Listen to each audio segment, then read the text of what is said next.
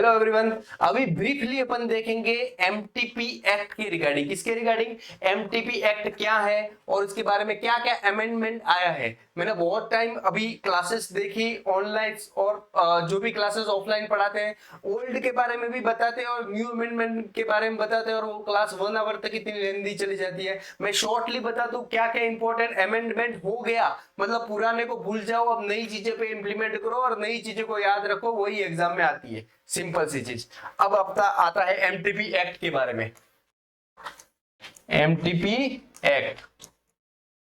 अब एमटीपी के full form क्या है? Medical termination of pregnancy. Medically pregnancy को टर्मिनेट करना या सिंपली बोले एबॉर्शन करना, दिस इज द एमटीपी। अब सिंपल सी चीज, एमटीपी एक्ट कब आया? एमटीपी एक्ट कब आया? तो 1971 में। कब आया? 1971 में आया। अब केम इन फोर्स, कब ये काम में लिया गया, कब लीगलाइज हुआ, कब implemented? MTP act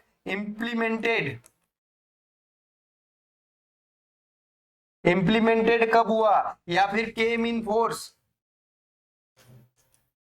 came in force, काम में लिया गया। तो आप बताओगे सर, आपका आंसर आएगा 1972। ये चीज मेक श्योर करना, ये क्वेश्चन पूछा जाता है। नेक्स्ट आपका पूछा जाएगा फर्स्ट अमेंडमेंट। फर्स्ट अमेंडमेंट, इसमें पहला सुधार कब हुआ? 1975, 1975। क्लियर है? फर्स्ट अमेंडमेंट ये आया। अब लास्ट अमेंडमेंट देखें तो इसमें 2 साल याद रखना सर, 2020 में और 2021 में आपका आया रिसेंट। तो ये एमटीपी एक्ट लास्ट अमेंडमेंट पास कहां हुआ? लोकसभा में हुआ। एमटीपी एक्ट लोकसभा, और ये आपका राज्यसभा।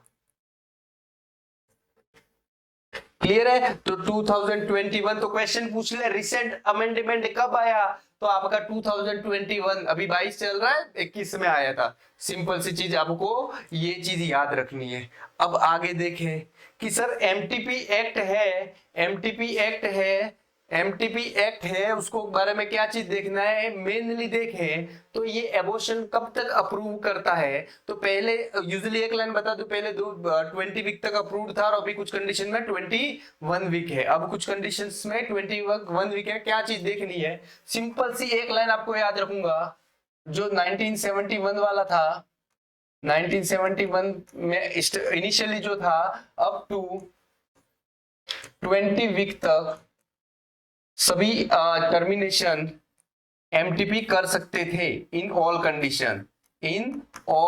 कंडीशन।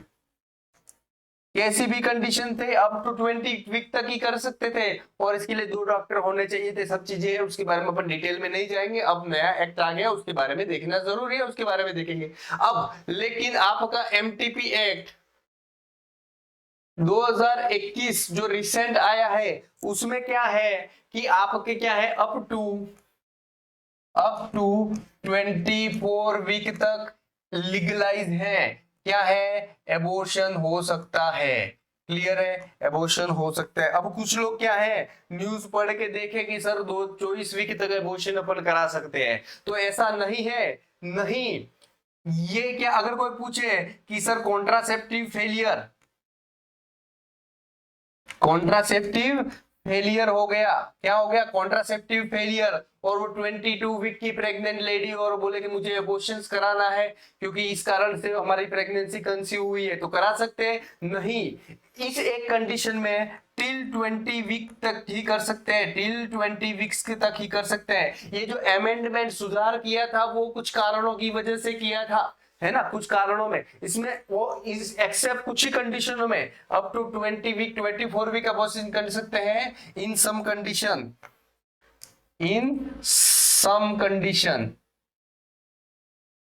क्लियर है?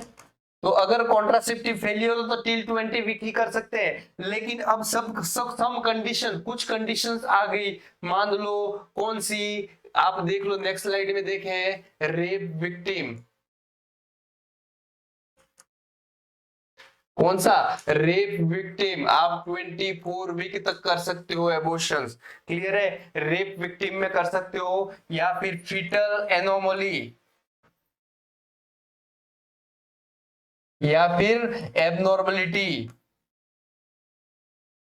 जैसे एनेंसेफेली हो, या फिर और मेजर एनोमली है जिससे बच्चा जिंदा नहीं रह सकता और प्रॉब्लम रह सकती है, तो अप टू टिल 24 वीक तक आप एबॉर्शन कर सकते हो। इस कंडीशन में भी 24 वीक तक एबॉर्शन कर सकते हैं। या फिर सबस्टेंशियल फीटल एनोमली, जो फीटल्स की एनोमलीज है उसके अंदर कुछ और कंडीशन है फॉर,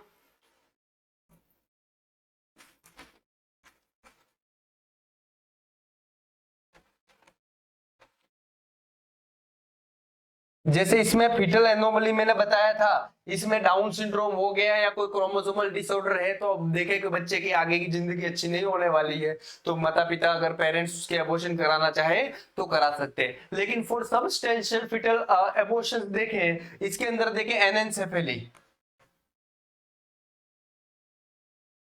यूएसजी में पता लगता है कि बच्चे का ब्रेन तो है ही नहीं, है ना, बच्चे के ब्रेन का विकास तो हुआ ही नहीं, तो क्या ये उसकी लाइफ आगे जीवित रह सकता है क्या, नहीं। तो इसकी क्या है, no limit, no limit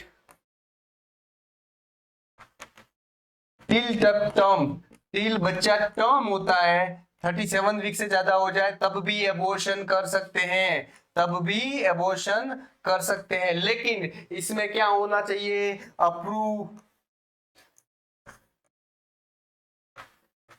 approval लेना चाहिए किसका, मेडिकल बोर्ड का, किसका, मेडिकल बोर्ड का। क्लियर है, टिल टर्म तक भी कर सकते हैं, लेकिन मेडिकल बोर्ड का अप्रूवल लेना पड़ेगा आपको। अब आप पूछोगे सर मेडिकल बोर्ड में टीम कौन सी होती है, मेडिकल बोर्ड में टीम कौन सी होती है, तो क्या नर्सेज होते हैं क्या, तो नहीं होते। इसमें आपका होना चाहिए, एक तो होना चाहिए गायनोकोलॉजिस्ट, नेक्स्ट आपका होना चाहिए पीडियाट्रिशियन, गायनोकोलॉजिस्ट आ गया, पीडियाट्रिशियन आ गया, और यूएसजी करेगा वो वाले डॉक्टर साहब रेडियोलॉजिस्ट। और आपके हर स्टेट से, स्टेट गवर्नमेंट, वन पर्सन जो ऑफिशियली देते हैं, कौन, फ्रॉम स्टेट, स्टेट गवर्नमेंट से। क्लियर है, तो ये 4 पर्सन होने चाहिए मेडिकल बोर्ड के अंदर, ये वाले पर्सन होते हैं। अब क्या क्या आप कई मतलब देखें तो क्या क्या एक प्री रिक्विजिट है, अगर टिल 20 वीक का एबॉर्शन है, टिल 20 वीक में एमटीपी कर रहे हैं, तो आपके 1 डॉक्टर इनफ है। ठीक है, ओबीजी और एमएसएमडी हो सकता है, एक वाला डॉक्टर ही इनफ है, ये कर सकता है। ओबीजी एमएसएमडी नहीं लिखे हैं तो एक एमओ मेडिकल ऑफिसर इनफ है, कर सकता है। लेकिन मोर देन 20, आपका टिल 24 वीक तक जेस्टेशन है और एमटीपी करना है, तब आपके कौन कौन पर्सन होने चाहिए इसमें, ये चीज देखें तो यूजली 2 डॉक्टर, 2 डॉक्टर होने चाहिए, 24 वीक तक एमटीपी करनी है। और substantial case, substantial case, case में लाइक टर्म टिल टर्म देखें तो किसकी परमिशंस लेनी पड़ेगी, मेडिकल, मेडिकल बोर्ड की, किसकी परमिशन लेनी पड़ेगी, आपकी मेडिकल बोर्ड की। अब आप देख ले कि सर इंडिकेशन क्या है एमटीपी के, एमटीपी एक्ट करने के इंडिकेशन क्या क्या हो सकते हैं, तो सबसे पहला हो गया मेडिकल इंडिकेशन, मेडिकल इंडिकेशन। तो मेडिकल इंडिकेशन क्या हो सकते हैं, तो आप बताओगे सर मेडिकल इंडिकेशन क्या हो सकते हैं कि यार ये तो मदर के लिए डेंजर हो, danger to mother life, danger for mother life, life, जैसे कि मदर को हार्ट डिसीज हो,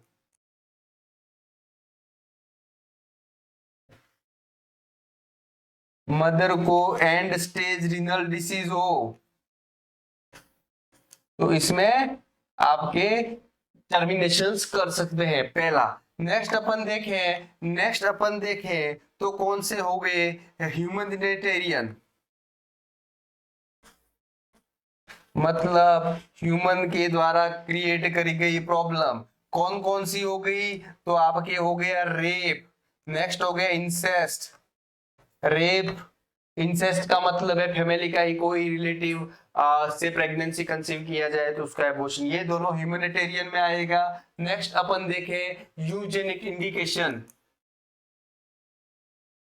यूजेनिक, यूजेनिक में क्या क्या आएगी, तो fetal with the serious disorder, fetal with the serious disorder, आप देखो तो एनेंसेफेली। नेक्स्ट अपन देखें मदर को क्या हो जाए, रूबेला, रूबेला क्या है, टेरेटोजेनिक है, क्लियर है, रूबेला क्या है, टेरेटोजेनिक है, और आपका बेबी क्या हो जाएगा, को कंजेनाइटल एबनॉर्मलिटी होगी। तो ये यूजेनिक प्रॉब्लम में ये वाले प्रॉब्लम हो गए। नेक्स्ट देखिए socioeconomic, socio economic condition, socio economic condition, तो आपकी सोशियो इकोनॉमिक कंडीशन ठीक नहीं है, आप भी बच्चा कंसीव नहीं करना चाहते, अनप्लान्ड प्रेगनेंसी होगी, कौन सी, अनप्लान्ड प्रेगनेंसी, और नेक्स्ट आपकी देख ले contraceptive failure.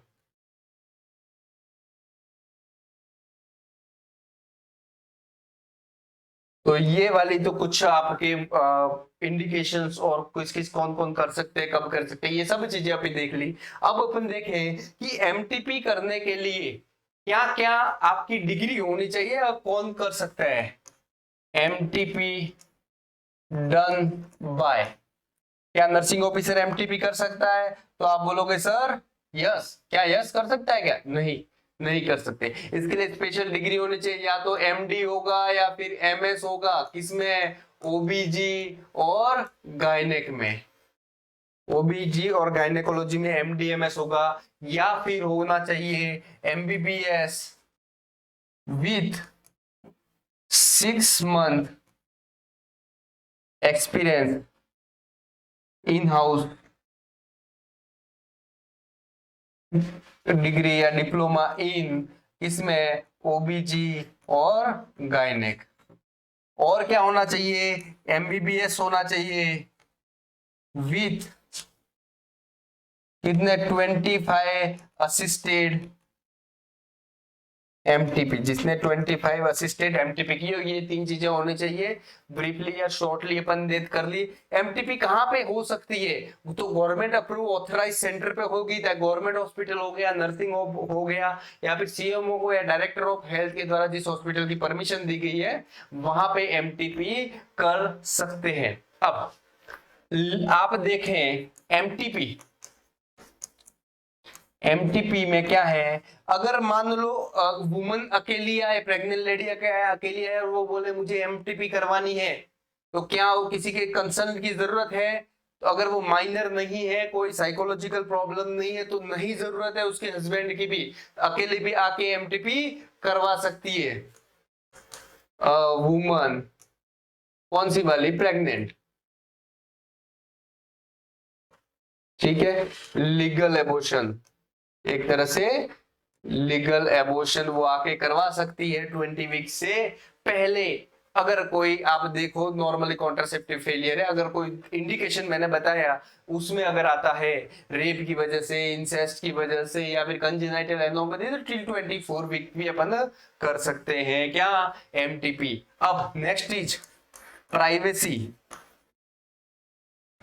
Do not share share information